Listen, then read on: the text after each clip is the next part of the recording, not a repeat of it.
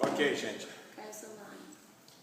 Nós estamos numa série de mensagens falando sobre a oração do Pai Nosso. Eu pensei que eu ia falar tudo em um dia. Nós já estamos no 5º dia falando sobre isso, né? Tudo começou quando a gente explicou, quando os discípulos perguntam para Cristo, falam para Ele, ensina-nos a orar.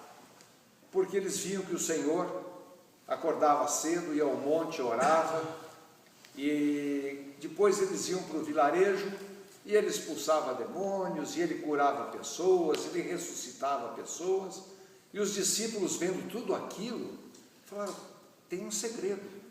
E eles nunca pediram para Cristo ensinar eles a expulsar demônios, a curar os enfermos, a ressuscitar pessoas, porque eles descobriram que toda essa força vinha da oração que ele fazia de manhã antes de sair de casa. Então eles foram espertos e falaram, ensina-nos a orar, porque perceberam que aquela oração é que tinha poder.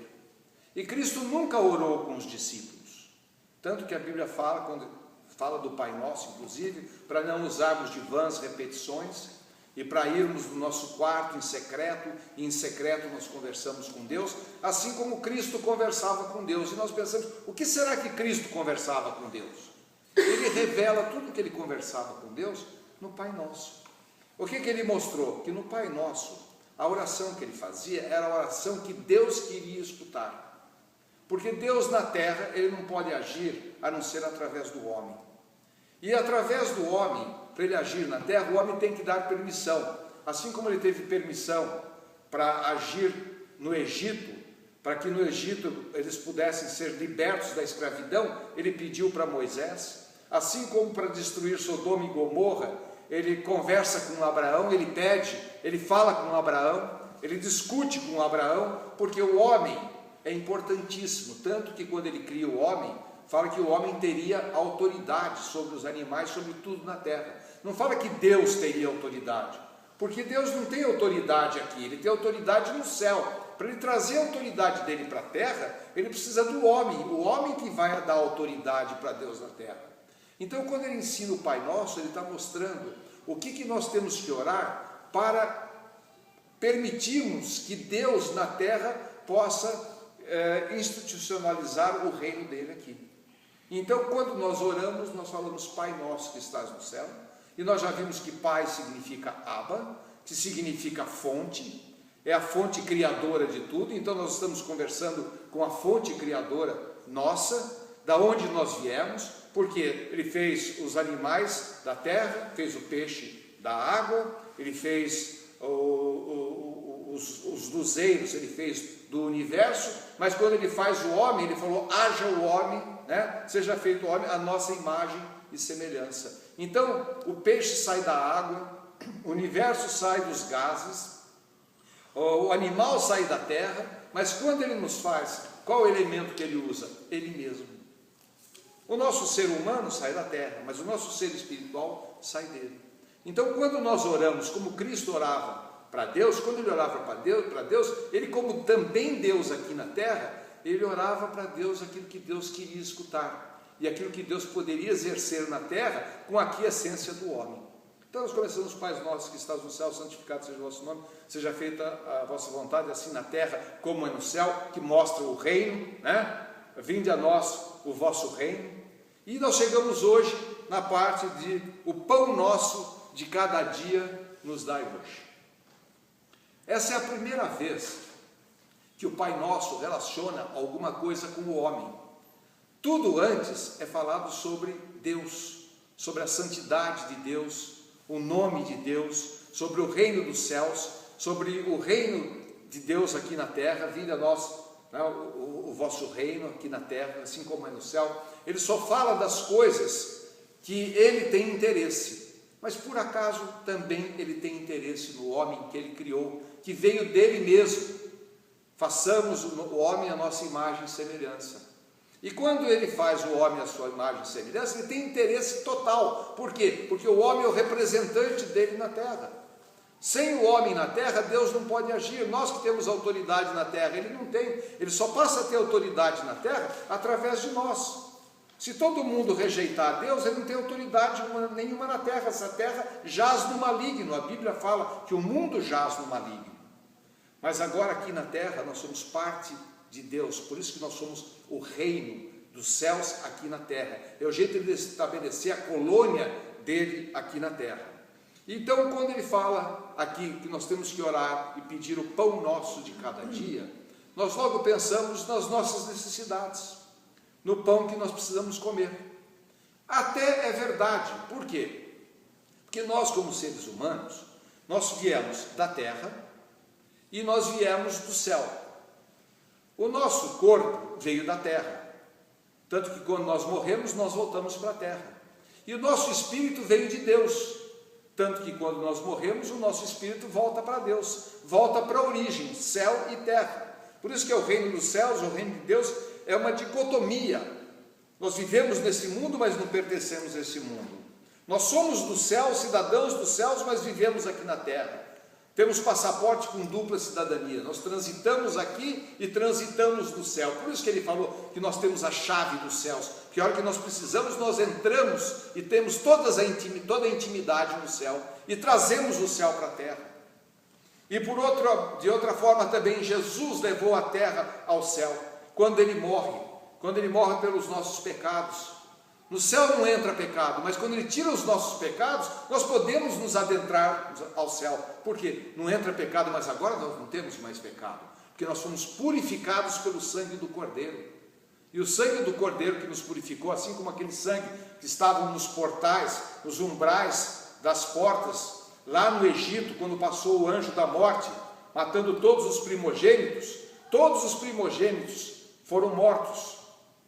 Só quais primogênitos que não foram mortos? Os de Israel. Por quê? Porque em Israel havia o sangue no umbral, porque tinha sido matado um cordeiro, o cordeiro que tira o pecado do mundo, que é um símbolo de Jesus.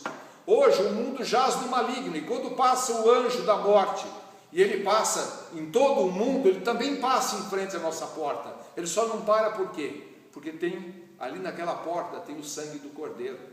Então, nós somos pecadores como todos? Sim, só que com um detalhe: pecadores perdoados dos seus pecados. Então, aqui na terra, nós podemos transitar assim como nós podemos transitar no céu. Por quê? Porque o pecado foi abolido da minha vida no momento que eu me converti, no momento que eu aceitei Cristo como meu Salvador. Muitas pessoas até hoje acham que para você se achegar a Cristo, você precisa ter obras, precisa fazer coisas, para se sacrificar. Até o Gilberto Gil fala: se quiser falar com Deus, né, eu tenho que me arrebentar, eu tenho que cair no chão, eu tenho que fazer de tudo, me matar. Não, se eu quiser falar com Deus, é só falar com Deus. Pai nosso que estás no céu. Imediatamente nós temos a relação céu e terra. Por quê? Qual é o meio de comunicação que nós temos com o céu? A oração, e a oração que ele ensinou. Pai nosso que estás no céu, ele ensinou um modelo de oração. Não é uma oração repetitiva, para nós ficarmos rezando a todo minuto, a todo momento, mas para nós entendermos qual é a essência da oração, como que nós oramos para Deus. E aqui agora ele vai e chega no ponto do homem, a necessidade do homem. Como o homem é criado da terra e como o homem é criado do céu, nós temos duas necessidades. E quando nós falamos do pão nosso, de cada dia nos dai hoje, nós precisamos, na verdade, de dois tipos diferentes de pães. Qual é um pão que nós precisamos? O pão para nos alimentarmos, porque nós somos da terra. Se eu ficar sem me alimentar, eu vou morrer, vou sucumbir. Por isso que as nossas reuniões, até sem querer, tem a coisa certa. Nós comemos antes, alimentamos a nossa carne, né? E agora nós vamos alimentar o nosso espírito, porque nós precisamos de alimento. Da mesma forma que eu preciso de alimento para a carne, eu preciso de alimento para o espírito. Então eu falo para Deus: o pão nosso de cada dia nos dai hoje. Que pão? O físico e também o pão espiritual. Eu vou falar primeiro sobre o pão espiritual. No deserto, quando Moisés lidera as pessoas pelo deserto, fugindo do Egito, fugindo da escravidão do Egito, nós até falamos que é o Pessach, que é a passagem, daí vem a Páscoa, quando passa o anjo para matar as pessoas, para o faraó liberar o povo. Por isso que o judeu até hoje comemora a Páscoa. porque é a libertação que eles tiveram. Então, quando eles foram para o deserto, aconteceu o seguinte: no deserto não tem comida. Nós podíamos falar, mas eles tinham um propósito espiritual de ocupar a terra prometida, de ser o povo de Deus, de estabelecer um reino na terra. Sem eles saberem, seria já os primórdios do reino de Deus sendo estabelecido na terra. Eles não sabiam, mas eu vou explicar depois para vocês como isso acontece. E eles tinham que se alimentar. E a Bíblia nos diz que eles eram alimentados com um maná. Um maná que era toda manhã, quando eles levantavam, antes de pôr o sol, acordavam cedinho, e havia um pão que ficava, como caía junto com a relva em cima das plantas, eles raspavam aquilo e comiam, e tinha o sabor do pão. Era o maná que eles comiam todos os dias. E isso os alimentava. Eles eram alimentados diretamente por Deus. Deus dava o pão de cada dia. Quando nós vimos lá em Gênesis que o homem cai, que o homem se ausenta de Deus, que o homem ele come da árvore do conhecimento do bem e do mal, veio uma maldição sobre esse homem. E qual foi a maldição? Para o homem que vivia no paraíso, que não trabalhava, ele não precisava fazer nada para ganhar o pão de cada dia. Ele tinha todas as árvores que ele podia comer. Ele tinha acesso a todas as árvores, menos a uma. Mas milhares de árvores, acesso. Ele era livre para comer do que ele quisesse. Ele comia o melhor da terra. Ele tinha o melhor da terra. Ele optou para não ter o melhor da terra. Ele optou para ir contra Deus e fazer a única coisa que Deus falou que ele não podia fazer. Então, nesse meio de tempo, o que acontece? Deus fala para eles: agora vocês não vão ter todas as árvores disponíveis para vocês comerem, porque vocês ganharão o pão com o suor do seu rosto. Daí para frente, o homem, para ganhar o pão, teve que suar. Mas nós já falamos que ali, naquele momento, nós tivemos a serpente picando o calcanhar de Deus. Mas naquele mesmo momento, foi estabelecido que aquela serpente, ela seria pisada na cabeça. Por duas mulheres, uma mulher, Eva, entra o pecado no mundo. Por um homem, Adão, entra o pecado no mundo. Pela segunda Eva, Maria, nasce Jesus Cristo. E Jesus Cristo é chamado na Bíblia o segundo Adão. É o restabelecimento do paraíso na terra. É o restabelecimento do reino de Deus na terra. O reino de Deus começa lá no paraíso. Lá era o reino de Deus. Ele reinava. E ele precisava do homem. Ele fez o homem e a mulher para que eles reinassem. Deus reinaria na terra se o homem reinasse. Por isso que ele foi feito à sua imagem e semelhança. Esse é o princípio do reino de Deus, que foi perdido naquele momento. E agora nós temos a restituição. E quando nós temos a restituição em Jesus Cristo, o segundo Adão, acabou a maldição do homem ganhar o pão com o suor do rosto. Haja visto aqui, o pão nosso de cada dia, vamos suar hoje? O que ele fala? O pão nosso de cada dia, nos dai hoje. Agora não é o pão suado, agora é o pão dado. Mas é o pão dado para quem está em Cristo. Porque quem não está em Cristo continua ainda debaixo da maldição do Adão, trabalhando que nem louco para ganhar o pão dele de cada dia, um pão suado. Ele não está no reino de Deus, ele está exatamente no momento de defasagem entre o reino de Deus que foi estabelecido em Adão e a recuperação do reino de Deus que foi feito em Jesus Cristo. Ele continua ainda debaixo de todas essas intempéries.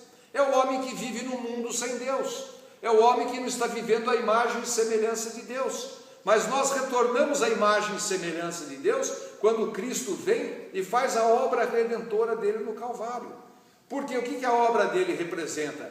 Representa que o próprio João Batista, ele fala que o reino de Deus está próximo. E quando ele chega, ele fala: chegou o reino de Deus. Ele era o reino de Deus, ele estabelece o reino de Deus. Quando ele morre na cruz, ele pisa na cabeça da serpente. Tudo que a serpente fez contra ele, tudo que a serpente faz contra a humanidade, ele vence pisando na cabeça. Aí nós somos vencedores com Cristo, tanto que ele vai até o Hades e leva consigo cativos do cativeiro, todos aqueles que tinham morrido sem Deus, que estavam condenados. Ele liberta ele, não só liberta os vivos, que estavam vivos naquele momento que o aceitaram na terra, mas ele vai pregar, porque só pela pregação da palavra que nós somos salvos. Ele tinha que pregar no Hades, ele vai no Hades, ele prega. Ninguém, que eu tenha notícia, ninguém rejeitou a pregação. Depois de 4.000 anos no Hades, todo mundo aceitou a pregação dele.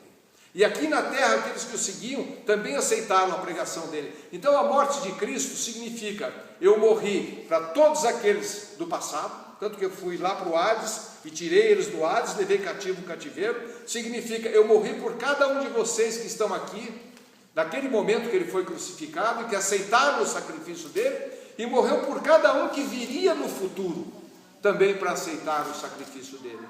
Então o sacrifício dele na cruz foi amplo, foi para o passado, foi para o presente e foi para o futuro. O pecado foi perdoado no passado, aquele pecado que nós tivemos em Adão foi perdoado, o pecado do passado, tanto que ele liberta todos aqueles da época de Noé. O pecado foi liberado para todos aqueles que o aceitaram ali no momento da cruz, e aqueles que viriam no futuro aceitá-lo também. Então, nesse momento, essas pessoas, o que eles comem? Eles comem o pão nosso de cada dia, que é dado. E Cristo falou: eu sou o pão da vida. Se ele é o pão da vida, ele se deu por nós, ele morreu por nós na cruz, ele foi dado por nós, para que nós nos alimentamos. Nós não suamos para termos Jesus, nós não ficamos nos martirizando para termos Jesus. O Espiritismo diz que você tem que se martirizar. O Espiritismo diz que você tem que fazer obras. Se você não conseguir pagar tudo nessa existência, você tem que nascer mais uma vez, mais 2 vezes, mais 20 vezes, porque você tem que pagar. Isso é um pão suado. Na outra encarnação você foi um bandido, na outra você foi isso, na outra você foi aquilo, até para chegar à perfeição, para ir para o céu. Não, isso daí não precisa de obras de Deus, uma coisa própria do homem, um pão suado, o homem que vai suar para obter. E a salvação é gratuita, é o dom gratuito de Deus. Ele morreu em nosso lugar. Ele falou: está consumado. Não adianta você querer ajudar Deus. Ah, mas eu vou ajudar. Se eu não fizer isso, se eu não fizer aquilo, se eu for bonzinho, se eu não pecar, eu vou ajudar Deus. A Bíblia fala: todos pecaram, todos. Eu, Madre Teresa de Calcutá, o ladrão na cruz, todos pecaram. O Papa, todos pecaram, e todos carecem da glória de Deus. Só tem um jeito. Qual é o jeito? A hora que nós invocamos o nome dele. Por isso que fala: santificado seja o vosso nome. Quando nós trazemos para dentro de nós o nome dele, aí esse nome dele nos limpa de todos os pecados. É como aquele sangue que foi aspergido nos umbrais das portas, que diferenciava quem era de Deus e quem não era de Deus. Hoje nós temos um diferencial.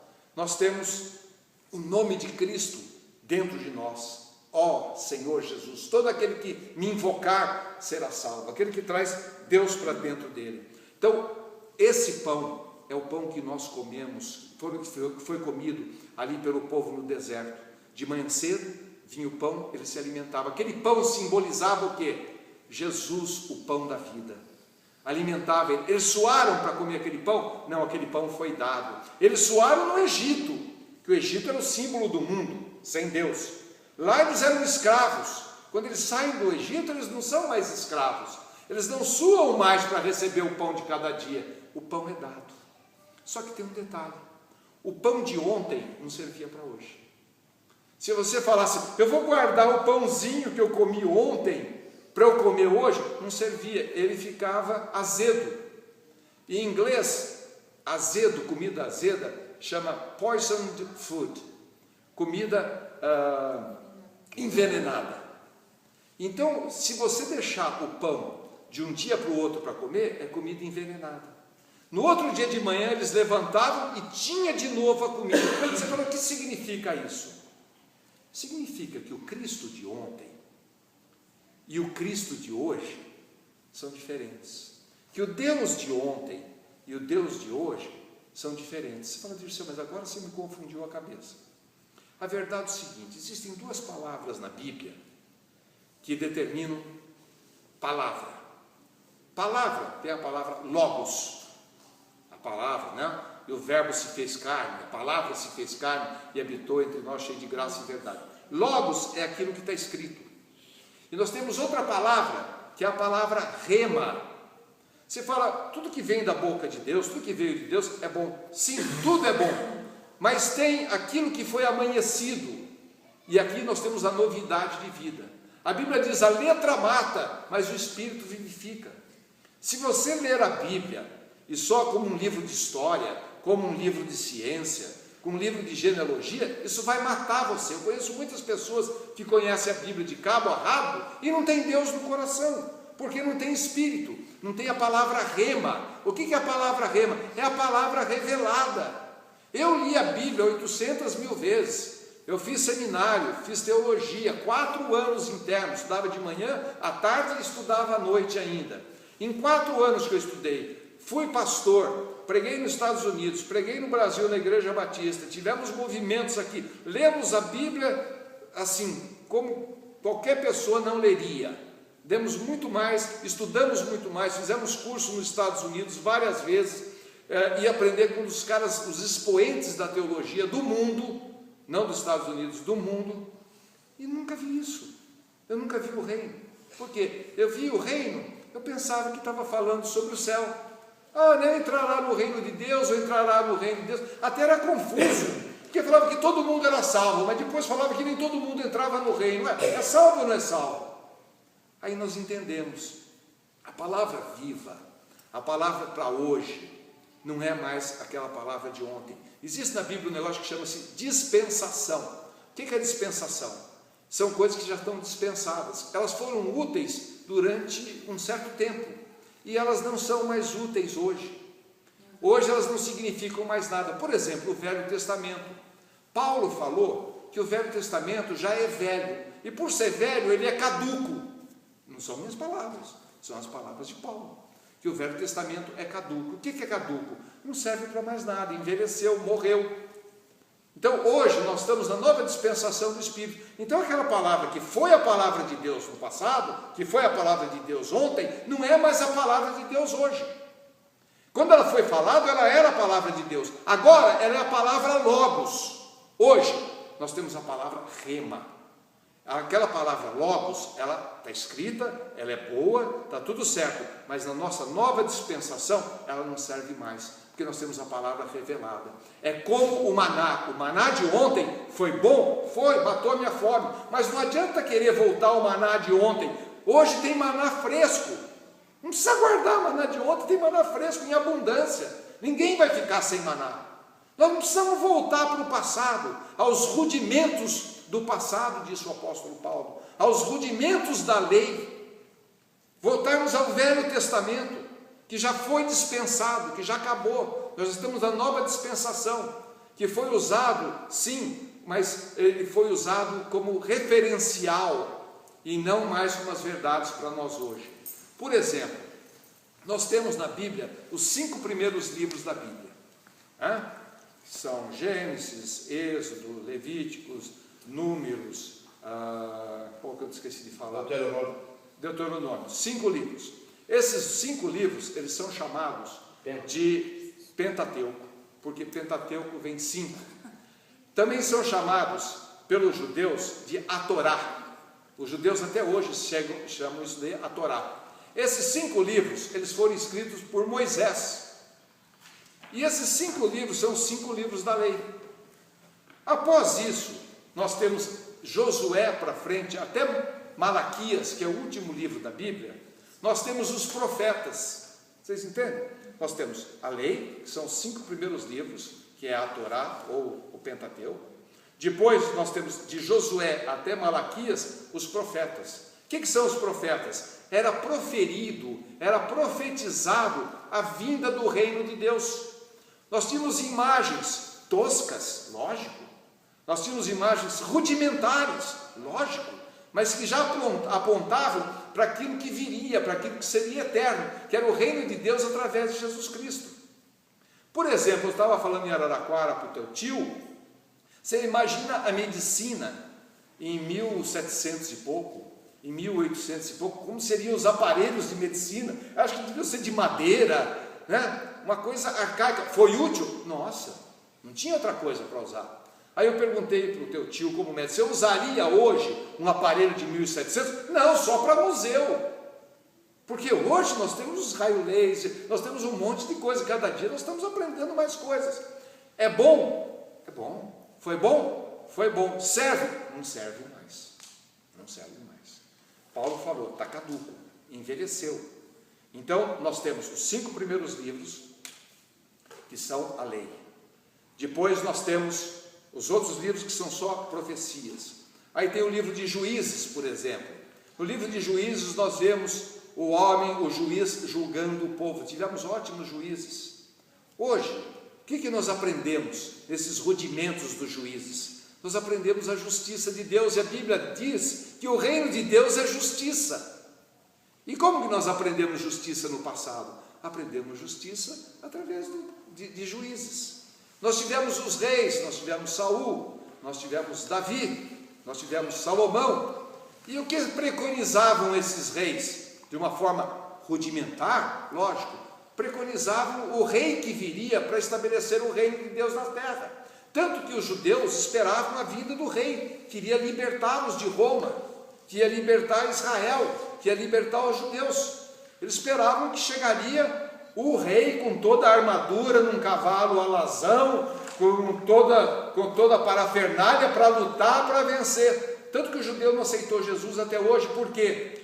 Porque aqueles que eles achavam que viria, por exemplo, como Davi, que Davi seria, porque ele é chamado de filho de Davi, que foi o grande rei da humanidade, ele nasce numa manjedoura, não nasce num palácio.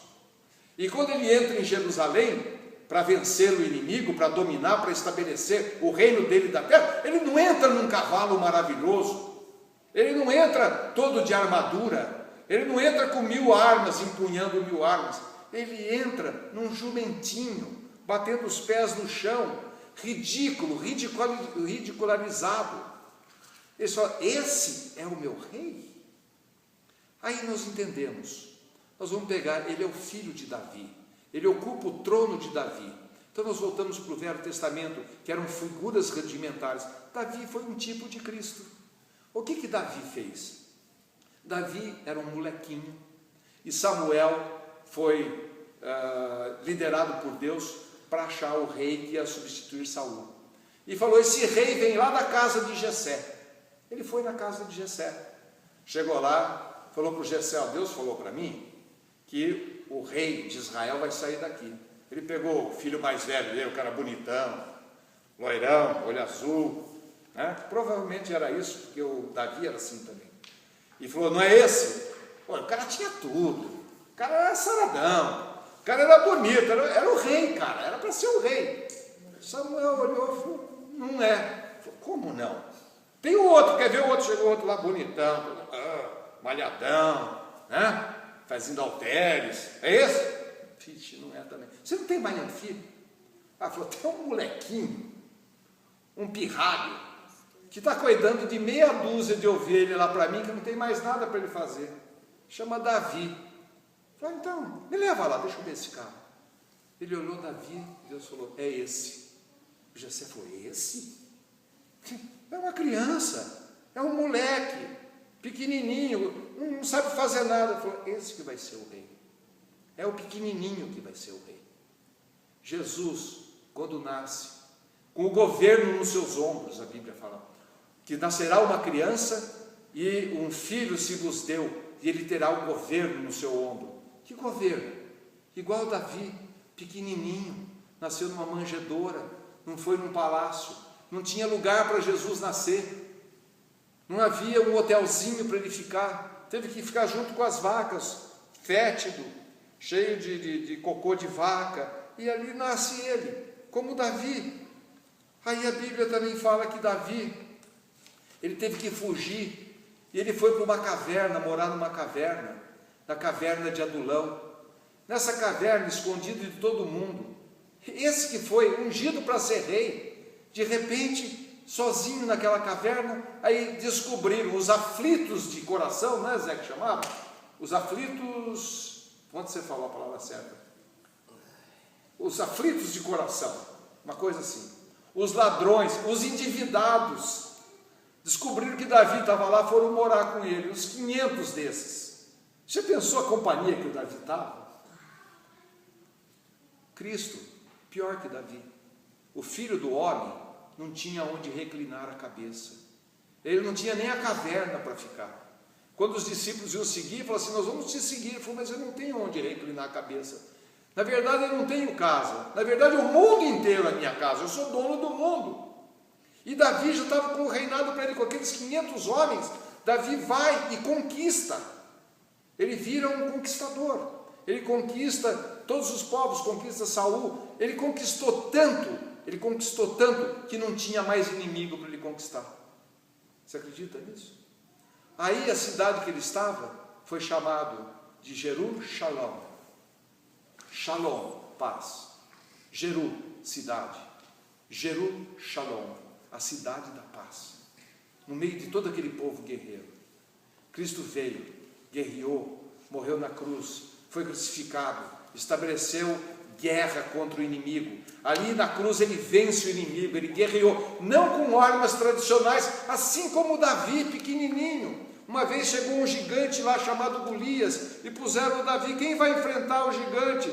O Davi falou: eu vou enfrentar. Puseram uma armadura, ele falou: eu não consigo andar com essa armadura, eu não consigo ser o bambambam. Com uma pedrinha ele mata o gigante. Era o cara errado para matar o gigante. Ele era pequeno demais, o gigante era grande demais. O gigante estava bem armado, ele não tinha arma nenhuma na mão. A mesma coisa Cristo. O diabo deve ter rido, falado: esse cara, esse Jesus, ele veio aqui na terra para me derrotar. Eu sou o príncipe desse mundo. Derrotar com o quê? Um cara que entra num burrico, que entra num jumentinho em Jerusalém, que não tem uma arma, não tem uma espada, não tem nada. Como que ele vai me conquistar?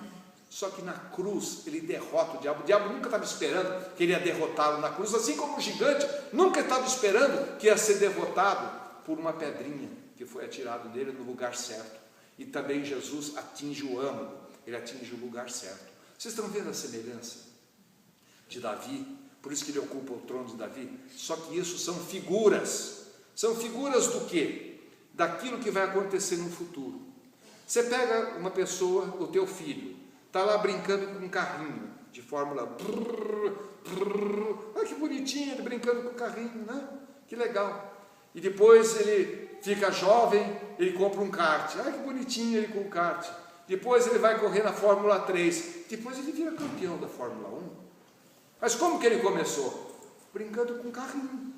Aquele carrinho que a criança está brincando são os rudimentos daquilo que vai acontecer no futuro.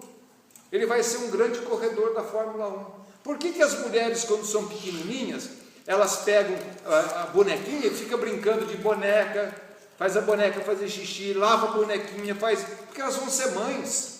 Depois vão ter que ter essas crianças lindas, maravilhosas para cuidar. Só que quando vocês, todas as mulheres que estão aqui, brincaram de boneca. Agora, você já pensou hoje a Jéssica com uma bonequinha assim?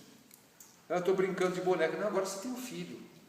Quem tem um filho não precisa mais de boneca. Já tem, chegou a realidade. Quando nós temos o Cristo, chegou a realidade. Nós não brincamos mais de reizinho. Nós não precisamos mais de Davi. Nós usamos o quê? Isso como referencial. O Velho Testamento passa a ser um referencial. Vamos ler na Bíblia, Lucas 16, capítulo 16, versículo 16.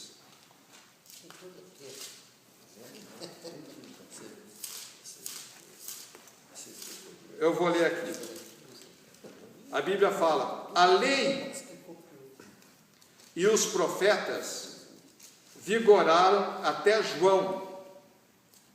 Desde esse tempo vem sido anunciado o evangelho do reino de Deus, e todo homem se esforça por entrar nele. Vamos ler de novo? A lei e os profetas vigoraram até João, que é João Batista. Desde esse tempo, daí para frente, vem sendo anunciado o evangelho do reino de Deus, e todo homem se esforça para entrar nele. O que acontece? O reino de Deus hoje chegou em Jesus Cristo. E o que aconteceu com a lei? A lei, os 5 primeiros livros da Bíblia. Aí a lei de Moisés. Depois, do próximo livro é Josué. Josué até Malaquias. O que ele é? profetas, profetizando, mostrando as coisas que viriam no futuro. Isso tudo vai até João Batista, fala aqui na Bíblia, não sou eu que estou falando, porque João Batista foi o último dos profetas e o maior dos profetas, mas a Bíblia diz que cada um de nós que aceitamos Jesus, somos maiores do que João Batista. Por quê? Porque veio algo sobremaneira excelente, é o novo maná, não é mais o maná de ontem. A lei é o maná de ontem, é boa? Foi, a gente se alimentou com o maná de ontem, não é? A lei foi boa? Foi. Cumpriu o propósito? Cumpriu. Vieram os profetas profetizando a vinda de Cristo, mas agora Cristo já veio, eu não preciso mais profetizar a vinda dele, meu Deus, ele já veio. Então virou rudimento a lei e os profetas, porque aqui nós começamos em Mateus, depois de João Batista, uma nova época, nós começamos uma nova dispensação. Ali acabou o profeta, ali acabou a lei, e aí nós começamos uma nova dispensação, que é a dispensação do reino de Deus. Agora sim, é o complemento, é o que faltava para a lei e para os profetas. Quando vem o reino de Deus, o que acontece? Aquelas duas coisas passam a não ter mais poder, eles já são maná de ontem. Nós estamos agora com a palavra rema, que é o maná de hoje. Infelizmente eu vou ter que ter uma palavra crítica, que eu não gosto de falar, mas eu tenho que falar. As religiões, na verdade, quando eu falo religião, não falo cristianismo, eu falo a religião, vocês vão me entender. A religião, ela gosta de pregar o Velho Testamento. Sabe por que elas gostam de pregar o Velho Testamento? Elas gostam de pregar o Velho Testamento porque elas gostam de pegar as coisas que já morreram, as coisas que já passaram. Elas não sabem pregar o presente porque muitos não entenderam aí no reino de Deus. Você fala, Dirceu, agora você está louco. O Velho Testamento é só para referência, é um referencial. Eu não usei agora Davi como referência para Jesus Cristo. Agora eles vão lá e começam a pregar Malaquias, começam a pregar Josué, começam a pregar Números, começam a pregar Êxodo. Pelo amor de Deus, se você começar a ler isso daí, você não vai entender nada, e nem é para entender, e nem leia, você não vai ser teólogo nem nada, você vai quebrar a tua cabeça para quê? Fique no Novo Testamento, que é o maná de hoje. Se você puder entender alguma coisa, tudo bem, mas não quebre a tua cabeça por isso. E a religião, todo dia eles vão lá, dificilmente eles estão pregando o reino, dificilmente eles estão pregando o Novo Testamento, eles estão lá pregando a vida de Josué, eles estão pregando a vida de Moisés, estão pregando a vida de todos os profetas que já foram. Isaías, pregando a vida de Moisés. Pode pregar? Pode, porque Isaías preconizou a vinda de Cristo, falou que o Cristo viria, né? O filho se vos deu, uma criança nasceu, um filho se vos deu. Ele preconizou, então nós podemos usá-los como referência, mas nós não pregamos mais o Velho Testamento, nós pregamos o Novo Testamento. Mateus 17, capítulo 1 a 8, fala sobre a transfiguração. 6 dias depois, tomou Jesus consigo Pedro e 2 discípulos, irmãos Tiago e João, e os levou em particular a um alto monte. Os caras falaram, o que ele vai fazer comigo? Levou os discípulos no alto do monte. Será que ele vai mandar a gente se jogar lá, como ele falou para Abraão matar o filho dele? O que será que ele vai fazer? E foi transfigurado diante deles. O seu rosto resplandecia como o sol, e as suas vestes tornaram-se brancas como a luz. Se fosse o pessoal de São Tomé das Letras, falaram assim, é ET, né? É ET, tomou chá de cogumelo, alguma coisa está errada aí. E eis que desapareceram Moisés e Elias, falando com ele. Moisés e Elias e Cristo, em cima do monte. Uau, que loucura! Então Pedro, sempre Pedro, disse para Jesus, é bom estarmos aqui, se queres, farei aqui 3 tendas, uma será tua, outra para Moisés e outra para Elias, mais uma bola fora. Ele viu os 3 juntos, O que Moisés representa? O que Elias representa? Profecia. Os profetas. E que Jesus representa? O reino. Eu vou contar para vocês aqui, mas vocês não contam para ninguém. Porque a Bíblia não conta, mas eu sei. Estava Jesus, Moisés e Elias. O reino que estava se estabelecendo. Moisés que já tinha passado, Elias que já tinha passado. Falou, gente, deixa eu falar para vocês dois aqui. Vocês já eram, tá? Vocês fizeram o papel de vocês. Agora dá linha na pipa. Graças a Deus, muito obrigado, Moisés, você foi o cara, instituiu a lei, levou meu povo por muito tempo. Elias, você foi o cara, foi um grande, maior dos profetas, você simboliza os profetas, mas agora acabou. O Pedro pensava, agora vai viver junto à lei, o profeta e Cristo. Olha que bonito, ele pensou como um bom religioso, porque os bons religiosos hoje gostam de pregar a lei, os 10 mandamentos, e mais os 600 outros mandamentos que tem na Bíblia, gostam de pregar os profetas, a vida dos profetas, o que o profeta fez, e acrescentam Jesus. Tem os 3, prego a lei, e Pedro achou, falou, fazer uma casa para cada um, que agora vai viver junto para sempre. Pedro ainda falava, ainda ele estava falando, eu vou fazer uma tenda para você, uma tenda para você, uma tenda. Nesse momento que ele estava falando, veio uma voz, e fala aqui, uma voz que dizia, este é meu filho amado, com quem me comprazo, a ele ouvi. Pedro não tinha acabado de falar ainda. Vocês vão ouvir quem agora? Moisés? Vão ouvir quem? Elias? Não, vocês vão ouvir o filho, meu filho amado, a quem me comprazo. Ouvindo isso, os discípulos caíram de bruços, tomados de grande medo.